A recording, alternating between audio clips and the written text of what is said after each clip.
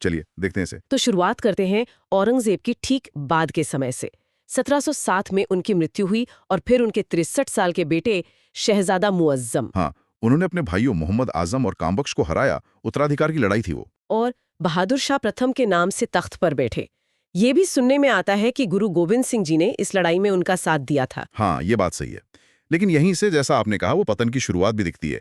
ये उत्तराधिकार की लड़ाइयाँ सल्तनत को अंदर से खोखला कर रही थी। और इन्हें खाफी खान ने शाहे बेखबर की उपाधि दी थी, मतलब जिसे खबर ही ना हो। हाँ, शाहे बेखबर। हाँ। मतलब ऐसा बादशाह जिसे अपनी सल्तनत की ही पूरी खबर ना हो।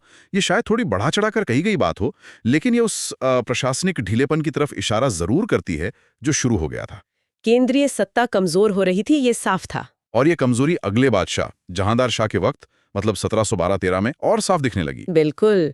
वो तो जुल्फिकार खान नाम के एक ताकतवर अमीर की मदद से ही गद्दी पर बैठ पाए थे। अच्छा, और जुल्फिकार खान प्रधानमंत्री बन गए। उन्होंने माली हालत सुधारने के लिए वो इजारा प्रथा शुरू की थी। ये क्या थी असल में? इजारा प्रथा मतलब कि राजस्व या टैक्स वसूलने का काम ठेके पर दे देना। जो सबसे ज्यादा बोली लगाए उसे इलाके से टैक्स वसूलने का हक मिल जाता था।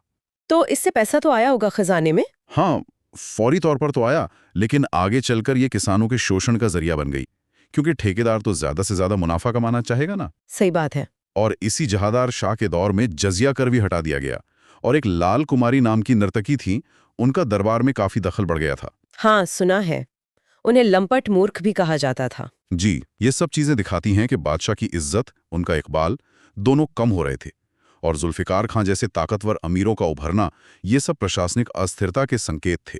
और इसी दौर में वो सैयद बंधु भी आते हैं, हुसैन अली खां और अब्दुल्ला खां, जिन्हें इतिहास में शासक निर्माता या किंग मेकर्स कहा गया है। हाँ, ये ईरानी गुट के नेता थे मुगल दरबार में, और इतने ताकतवर हो गए कि जिसे चाहें तख्त पर बिठा दें और जिसे चाहें हटा दें।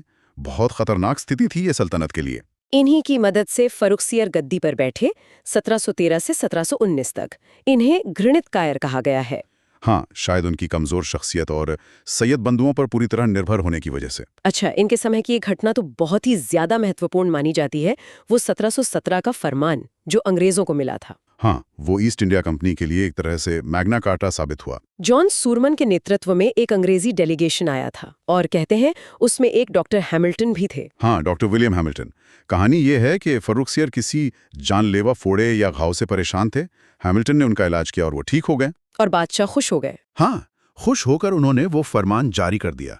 इससे कंपनी को बंगाल में सिर्फ 3,000 रुपए सालाना देकर बिना किसी और चुंगी या टैक्स के व्यापार करने की छूट मिल गई। सिर्फ 3,000 रुपए में? पूरे बंगाल में। हाँ। और सूरत में भी 10,000 रुपए सालाना पर ऐसी ही छूट मिली।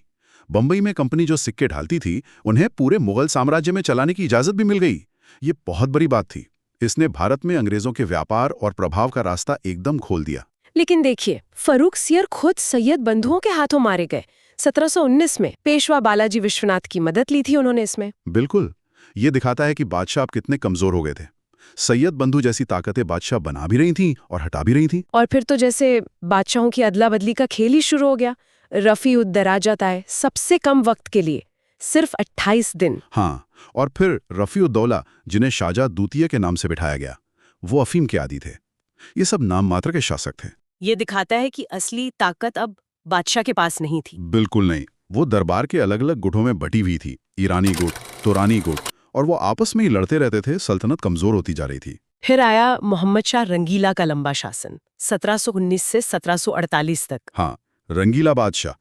इन्होंने निजामुल मुल्क की मदद से सैयद बंधुओं का तो अंत करवा दिया। निजामुल मुल्क तुरानी गुट के थे। निजामुल मुल्क 1724 में वजीर भी बने, लेकिन बाद में दक्कन चले गए। हाँ, और वहीं उन्होंने 1725 के आसपास हैदराबाद में अपनी एक तरह से आजाद हुकूमत कायम कर ली। मुगल सल्तनत का बिखराव अब और तेज हो गया था। मतलब मोहम्मद शाह भी सल्तनत को संभाल नहीं पाए? नहीं, बिल्कुल नहीं। उनके वक्त में तो अवध में सआदत खां, जो ईरानी गुट के थे, बंगाल में मुर्शिद कुली खां, रुहेलखंड में वीर दाऊद और अली मोहम्मद खां, कर्नाटक में सादतुल्लाह खां, भरतपुर में चूड़ामन और बदन सिंह, ये सब सूबेदार लगभग आजाद हो गए। सब अपनी अपनी चलाने लगे। सल्तनत बस नाम की रह गई थी। रंगीला नाम उन्हें शायद उनकी ऐश व आराम, पसंदगी और प्रशासन से लापरवाही की वजह से मिला। हालांकि वो संगीत के शौकीन थे और उन्होंने कई ख्यालों की रचना भी की। और इनके ही दौर में दो बहुत बड़े हमले हुए। एक तो 1737 में मराठा पेशवा बाजीराव प्रथम का दिल्ली पर धावा। हाँ, बाजीराव दिल्ली तक पहुंच गए थे। ये मुगल सत्ता के लिए बड़ी बेइज्जती की बात थी। और उससे भी बड़ा हमला 1739 में ईरान के नादिर शाह का। ओह, नादिर शाह का हमला, वो तो कयामत था मुगल सल्तनत के लिए। उसे ईरान का नेपोलियन भी कहते हैं। करनाल की लड़ाई में मुगलों को हराया उसने। बुरी तरह हराया और फिर दिल्ली में घुसकर भयानक लूटपाट की। कहते हैं करीब 70 करोड़ रुपए की दौलत। 70 करोड़ उस जमाने में? हाँ, और शाहजहां का बनवाया वो मशहूर तख्ते ताउस, मयूर सिंहासन, वो भी ले गया। और कोहिनूर हीरा भी। हाँ, कोहिनूर हीरा भी। इसके बाद तो मुगल बादशाह की रही सही इज्जत भी मिट्टी में मिल गई, खजाना खाली हो गया। ये मुगल सत्ता के ताबूत में एक बहुत बड़ी कील साबित हुआ। और मोहम्मद शाह तख्ते ताउस पर बैठने वाले आखिरी मुगल शासक थे। हाँ, उसके बाद वो सिंहासन भारत वापस नहीं आया। इसके बाद तो पतन और तेज हो गया होगा। बिल्कुल। फिर अहमद शाह आए 1748-54। वो तो बिल्कुल अयोग्य थे। राजकाज उनकी माँ उद्यम बाई, जिन्हें किबला आलम कहते थे, उनके हाथों में था। फिर आलमगीर टू 1754 से 59, इनके समय में 1757 में प्लासी का युद्ध हुआ। हाँ, प्लासी की लड़ाई, जिसने बंगाल में अंग्रेजों को असल ताकत बना दिया। फिर शाहजहां 3 कुछ समय के लिए, और फिर शाह आलम 2 का बहुत लंबा दौर रहा, 1759 से 1806 तक। हाँ, शाह आलम II के वक्त में तो बहुत कुछ हुआ। 1761 में पानीपत की तीसरी लड़ाई हुई। अहमद शाह अब्दाली ने मराठों को हराया। अहमद शाह अब्दाली, उसने भारत पर 8 बार हमला किया था, है ना? हाँ, उसने भी मुगल कमजोरी का खूब फायदा उठाया। फिर 1764 में बक्सर की लड़ाई हुई। बक्सर, इसमें तो मुगल बादशाह, अवध के नवाब और बंगाल के अपदस्थ नवाब, तीनों की मिलीजुली सेना अंग्रेजों से हार गई। हाँ, और ये हार प्लासी से भी ज्यादा निर्णायक थी।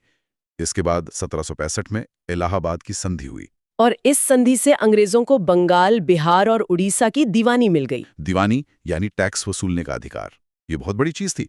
अब ईस्ट इंडिया कंपनी सिर्फ व्यापारी नहीं रही, वो राजस्व भी वसूलने लगी। वो शासक बनने की राह पर चल पड़ी थी। और शाह आलम 2, वो तो बेचारे पहले अंग्रेजों के फिर मराठों के पेंशनर बनकर रह गए। हाँ, 1772 में मराठे उन्हें वापस दिल्ली ले आए थे, लेकिन 1803 में अंग्रेजों ने दिल्ली पर कब्जा कर लिया। वो अंग्रेजों के संरक्षण में आ गए। बाद में 1806 में गुलाम कादिर खान ने उनकी हत्या करवा दी। कितना दुखद अंत। फिर अकबर 2 1806 से 37, जिन्होंने राम मोहन रॉय को राजा की उपाधि दी थी। मुगलों के अधीन है। मतलब अब वो खुद को बराबर समझने लगे थे। बराबर नहीं, अब वो खुद को ताकतवर मानने लगे थे। और फिर आखिरी मुगल सम्राट बहादुर शाह 2 जफर, 1837 से 1857 तक। हाँ, बहादुर शाह जफर, वो एक अच्छे शायर थे, लेकिन बादशाह के तौर पर उनके पास कोई ताकत नहीं थी। मिर्जा गालिब उन्हीं के जमाने के थे। 1857 की क्रांति में सिपाहियों ने उन्हें अपना नेता माना। हाँ, लेकिन क्रांति असफल रही।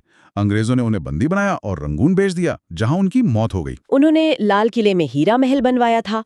हयात बख्श बाग भी लाल किले में ही है। तो इस तरह मुगल